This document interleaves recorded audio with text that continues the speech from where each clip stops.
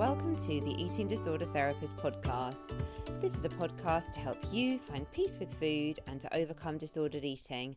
And I'm Harriet Frew, aka the Eating Disorder Therapist. And I'm so excited to share with you all kinds of stories, tips, information and guest interviews to help you on your journey in finding peace with food. So thank you so much for listening today.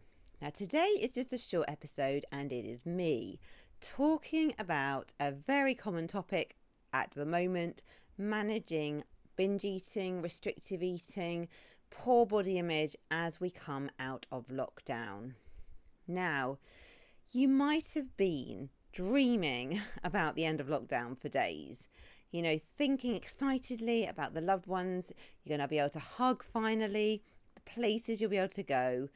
But now that the reality of this is actually sort of peeping over the horizon, and we can almost see that the end of lockdown could actually be happening quite soon, and things are starting to return, not yet, but in the UK we'll be starting to return to normal. It can be making you feel extremely nervous. And I think for so many of us, this year has taken a toll on mental well-being, and not to mention relationships with food. So you might feel that your eating has become increasingly disordered, and you might feel that your body image is just in a very bad place. You might be quite scared of restaurants opening up and being social and navigating kind of menus and being around people again. You might be really worried as well that people are going to be judging your body. And although you're looking forward to the end of lockdown, part of you might want it to be going on just a bit longer. You might be thinking, I just want to sort out my eating so I can return to the world like this more confident and happier person. So how do we cope with this long anticipated end of lockdown looming, but also this big change that is coming up? So I think a really helpful thing, my number one tip, is try to value this lockdown learning. And I know that is really hard. You might be feeling right now that is the last thing I feel like doing. I mean, it has been an extraordinarily challenging year. We've lost our face-to-face connections, the mood-boosting hobbies, all our exciting adventures that we would have done and more. So it's no surprise that our mental well-being has suffered. And so many people are in this same boat. When you're feeling anxious, bored, lonely, upset, it's so natural that you're going to default to unhelpful coping strategies to get through. And I think as well, pre-lockdown, a lot of people had some milder disordered eating symptoms going on. But then when lockdown hit, if there was any vulnerability, things quickly unraveled.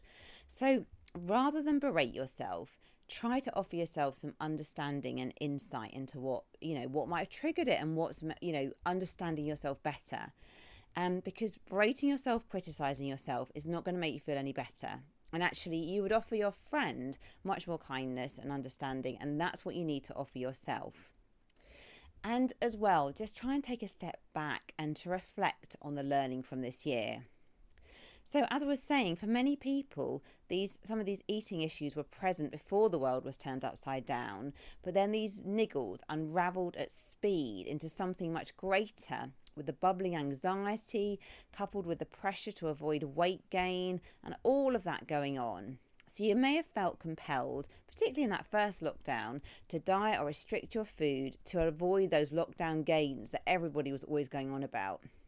But we know that dieting, particularly kind of strict dieting, then combined with stress, intense emotion and also poor body image, that is a toxic catalyst for binge eating or emotional eating. And that's going to happen to anybody if you mix those things together. So it's really no wonder that you might have struggled. If you'd had some of those issues pre-existing, then with lockdown coming along, of course things were going to unravel. So have a think for you this year when you're reflecting back on this lockdown period. What has been particularly challenging for you, which may have triggered on the unhelpful eating? Because if you can really start to pinpoint your triggers a bit more and to really understand where your vulnerabilities are, that is great information for you going forward. Okay. And I think, for many people, it's been, the anxiety maybe of, the fear of getting the virus, the fear of loved ones becoming unwell. For many people, it's been like their loss of structure and routine. For many people, it's been not being able to have contact with loved ones. For many people, it's been kind of being stuck in four walls and food becoming kind of the one thing to look forward to and to offer some relief. So there's been many different triggers, but try and really pinpoint what have been the real triggers for you. And also linked to that, try and recognize which emotions have been particularly difficult to deal with. Because I guess turning to food, whether it's eating or not eating, it's often a way to distract or numb from difficult emotions. So really dig a bit deeper there and just try and understand yourself, like, what is it for you that turns you more to food? I mean, I know for myself, definitely when I'm just kind of in a mundane routine and I'm feeling it's a bit kind of Groundhog Day, and maybe there's a bit of anxiety about managing homeschooling and other things, my self-care isn't as good, and I can definitely be a bit more prone to kind of snacking and not really taking care of myself with my making kind of regular meals as I would be normally. And I guess for me, this is kind of like a milder issue that I'm probably able to sort of turn around quite quickly. But I think I just want to say, like, we're all a bit vulnerable, and I'm a therapist that's had lots of training in this. So everybody is in the same boat here. Reflect again, like, have you deliberately restricted your eating a lot more during lockdown? Because of restricting your eating, it is a real trigger then for binge eating, for emotional eating, for overeating. It makes you very vulnerable to those behaviours. Or maybe you've found yourself more overeating, binging, or emotional eating rather than restricting. So again, just being really aware, what is it that was really triggering for that? And, were there particular times that were worse? What can you learn from this? And maybe it's just a combination of everything. And again, that's fine. You are not alone. So eating or not eating, it's numbing, it's distraction, it's self-soothing. And when constructive coping strategies are stripped away, then you, of course, will have been vulnerable to slipping into these ways of coping. So this challenging year, or last year, can offer insight and learning into your self-care and emotional soothing. And as we emerge from lockdown, you may want to invest in upping the way, upping your self-care, upping your kind of emotional investment in yourself, really prioritizing your mental health and really filling your cup to the brim. So you're feeling in as good a place as you can as we go back, back into sort of normal life. And it's just really thinking, like, what is it for you personally that helps you feel that your cup is full? And, obviously they're the kind of things like reading, journaling, therapy, creative stuff, listening to podcasts, connecting with others, doing self-care activities, doing hobbies, maybe as the world opens up, being able to go traveling and have adventures.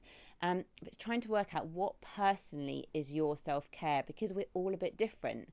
And you might have even learnt from the lockdowns that you're somebody who quite enjoys time away from people and that you like to have time alone to restore your energy.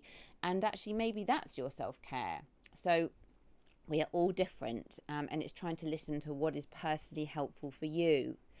Another thing is that ensuring that you do, as we go back into kind of normal life, that you can work on how you deal with your emotions. Because I think pre-COVID, so many of us were just so busy and rushing around all the time, and in a way blocking out emotions, not really dealing with them, but kind of just being constantly busy, constantly doing. And then I guess when the world suddenly stopped, then you're hugely vulnerable because suddenly you're kind of hit by all these emotions that you don't deal with day by day. So it's really important that you are investing in your emotional health and you are having healthy coping strategies. And if you're struggling with some of that, that's okay. And maybe you need to look for some support. Okay, my second point to help you as you're coming out of lockdown is to realise that other people do not care about your body. Okay, now you might be feeling really uneasy about being out in the world again. You may be feeling worried about the potential judgment of your body from others. Now remember though, you are not alone here. You know, we have shared humanity in grappling with this new phase. Many people are feeling apprehensive and scared about coming out of lockdown. Many people are not feeling completely comfortable in their body image. You are not alone with that. And I think sometimes when we're at home in our four walls, it can feel like you're the only one dealing with this, and it can feel really scary. So instead of focusing on your doubts and fears, work to view the broader picture and the time ahead. So start to think about the people who you would really like to connect to. Also, perhaps think about the people you don't want to connect with. Consider the places you want to visit and ponder your hopes and dreams for the months ahead. Because hiding away and avoiding the re-emerging world may be tempting and feel safe, but it's going to lightly exacerbate disordered eating symptoms. And remember as well, you can allow yourself space and time to adjust. You can choose to re-engage with the world at your own pace and in your own time. You don't have to go all systems blazing from day one.